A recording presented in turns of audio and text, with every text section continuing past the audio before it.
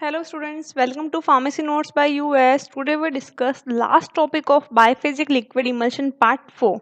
Some MCQs. कुछ 9 MCQs दिख रहे हैं. पहले मैं चाहती हूँ इनको आप सॉल्व करें. उसके बाद मैं आपको इनका आंसर डिक्लेयर करती हूँ. Okay, let's start. सबसे पहले बहुत ही इजी क्वेश्चन है. Particle size range of emulsion, यानी कि जो इमल्शन का पार्टिकल साइज रेंज है वो क्या है. ऑप्शन की बात करें 0.1 टू 100 माइक्रोमीटर, 0.5 से 5 micrometre, 0.1 angstrom and all of the above. तो अगर आपको याद हो 0.5 से 5 माइक्रोमीटर तो सस्पेंशन का पार्टिकल साइज था. 0.1 एंगस्ट्रॉन्ग अपन ने नहीं पढ़ा फिलहाल. 0.1 to 100 micrometre is the particle size range for emulsion, यानी कि आंसर होगा यहाँ पे 1. फिर है ट्विन इज. ये क्वेश्चन जीपेट में भी आ रखा है और मैं पूरी कोशिश करूंगी कि जो भी कॉम्पिटिटिव एग्जाम्स में क्वेश्चंस आ रखे हैं वो भी मैं आपको साथ साथ शेयर कर दे रहा हूँ. तो Tween is a lipophilic surfactant, hydrophilic surfactant, non ionic surfactant of both B and C. तो अगर आपको याद हो इमल्सिफिकेशन या इमल्सिफाइंग एजेंट्स के अंदर मैंने आपको बताया था कि इमल्सिफाइंग एजेंट्स सर्फेक्टेंट कैटेगरी में अपन ने बात की थी कि 3 तरीके के होते हैं, anionic, non ionic and cationic. वहां पे मैंने बात की थी नॉन आयनिक की. नॉन आयनिक में मैंने आपको 2 एग्जांपल बताए थे, ट्विन और स्पान. वहां पे मैंने आपको बताया था कि जो स्पान है वो तो होता है लिपोफिलिक और इसी के कुछ डेरिवेटिव्स होते हैं, उन्हें अपन ने एग्जांपल के रूप में बताया था ट्विन, जो कि क्या थे, हाइड्रोफिलिक इन नेचर. और दूसरा नॉन आयनिक सर्फेक्टेंट तो थे ही. तो इसका आंसर हो जाएगा बोथ बी एंड सी, यानी कि नॉन आयनिक सर्फेक्टेंट के हाइड्रोफिलिक पार्ट के अंदर ट्विन एग्जाम्पल है. तीसरा है wool fat used in which type of emulsion, यानी कि जो वुल्फेट है कौन सा इमल्शन बनाने में मोस्टली यूज किया जाता है. तो वुल्फेट की बात करें तो it is oil containing system में दिख रहा है, स्टीरॉल है सॉरी. तो ये मोस्टली जिसमें ऑयल कंटिन्यूस फेज में आता है उस तरीके की इमल्सिफाइंग इमल्शन बनाने में यूज करता है. तो आंसर होगा इसका ए, W/O. फोर्थ है example of W/O emulsion is, यानी कि W/O इमल्शन का एग्जाम्पल इनमें से कौन सा है.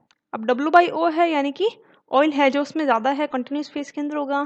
तो यहाँ अगर अपन एग्जाम्पल देखें तो salad dressing, aqueous cream and butter, ये सारे के सारे ऑयल एंड वाटर के एग्जाम्पल थे. तो बचा कौन, कोल्ड क्रीम, यानी कि इसका आंसर हो जाएगा बी, कोल्ड क्रीम.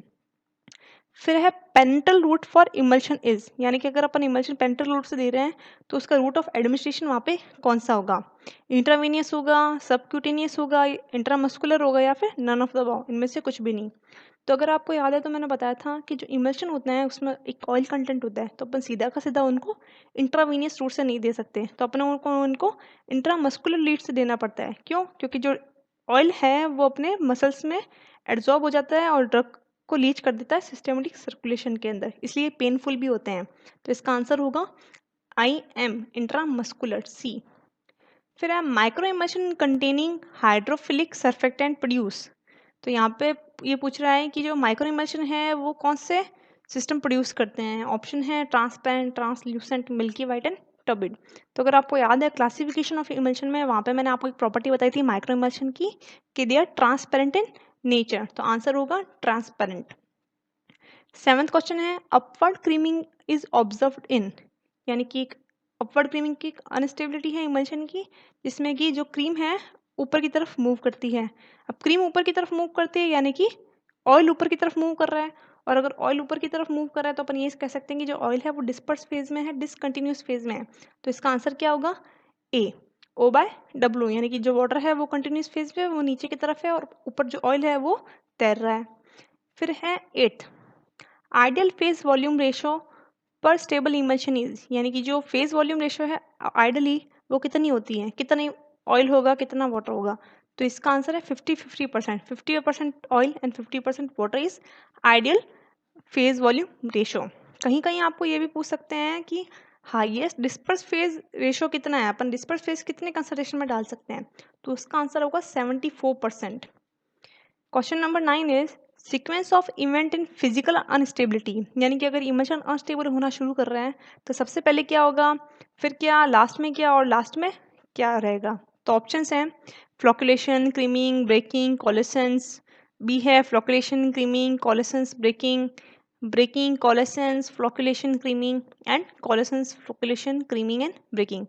तो अगर अपन सब फिनोमेना का देखने की बात करें तो सबसे पहले क्या होगा, अगर अनस्टेबिलिटी शुरू होती है तो सबसे पहले जो डिस्पर्स पार्टिकल है वो क्या करेंगे, आपस में एक फ्लक्स या फिर एक ग्रुप बनाने की कोशिश करेंगे, जिसे अपन कहते हैं फ्लोकुलेशन। फ्लोकुलेशन के बाद क्या होगा, जो लेयर हैं वो आपस में कंसंट्रेट होना शुरू हो जाएंगी। फिर क्या रहेगा, कंसंट्रेट होने के बाद वो एक कॉलोनी के रूप में इकट्ठी होने लग जाएंगी, या छोटे छोटे ग्लोब्यूल्स है वो मिलकर बड़े बड़े ग्लोब्यूल्स बनाने की कोशिश करेंगे, और फिर का पूरा लास्ट में हो जाएगा सेपरेशन यानी कि ब्रेकिंग। तो इसका आंसर होगा बी, कि सबसे पहले फ्लोकुलेशन होगा, फिर क्रीमिंग होगा, फिर कोलेसेंस होगा और लास्ट में ब्रेकिंग। आई होप आपके भी सारे के सारे आंसर सही होंगे। Let's check. 0.1 to 100 micrometer, both B and C, water in oil, cold cream, IM, transparent, O by W, 50-50%, flocculation, creaming, coalescence and breaking. For 10th question is thermodynamically emulsion is, यानी कि thermodynamically emulsion क्या है, stable है, unstable है, दोनों है या दोनों में से कुछ नहीं। तो ये चीज़ आपको याद रखने की है कि जो इमल्शन है वो थर्मोडायनेमिकली अनस्टेबल होता है, यानी कि काफ़ी सारे फैक्टर से वो डिस्ट्रीब्यूट हो जाता है या सेपरेट हो जाता है। फिर है क्रीमिंग इज डैश प्रोसेस, यानी कि क्रीमिंग क्या है, इरिवर्सिबल है, रिवर्सिबल है, दोनों है या नन ऑफ द अबव। तो अगर अभी आपको याद हो स्टेबिलिटी में मैंने आपको बताया था कि क्रीमिंग अगर हो जाए तो उसको वापस अपन शेक करके या फिर यूजिंग होमोजेनाइजर उसे वापस नॉर्मल इमल्शन में कन्वर्ट कर सकते हैं। तो इसका आंसर होगा ए, रिवर्सिबल।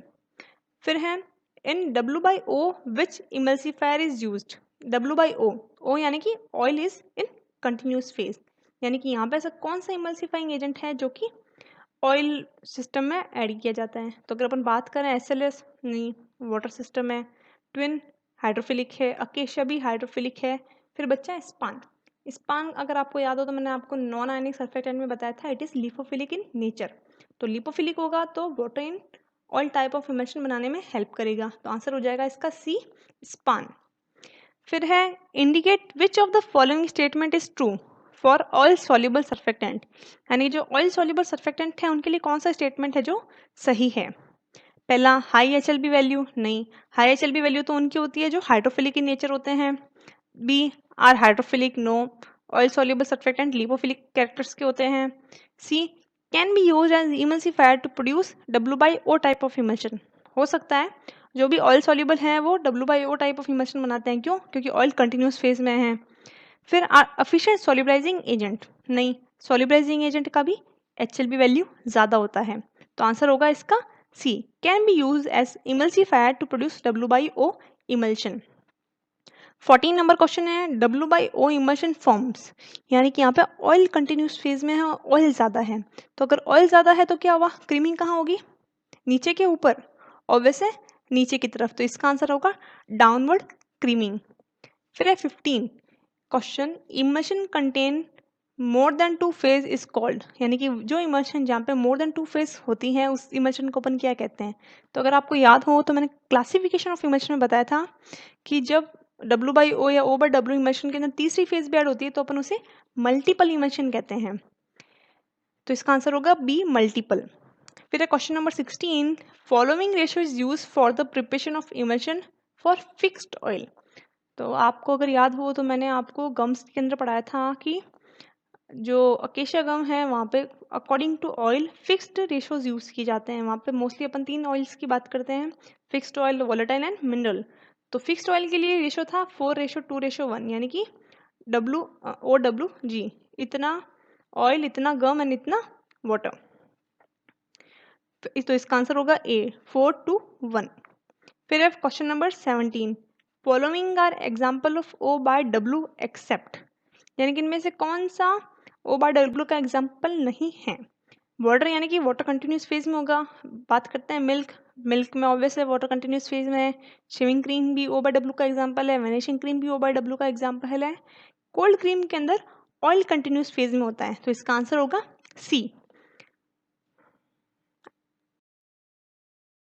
आई होप आपके भी सारे के सारे आंसर सही होंगे। मल्टीपल, 4:1, कोल्ड क्रीम, इसका आंसर डाउनवर्ड क्रीमिंग है।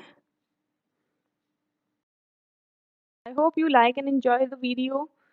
Please like, share and subscribe. Thank you.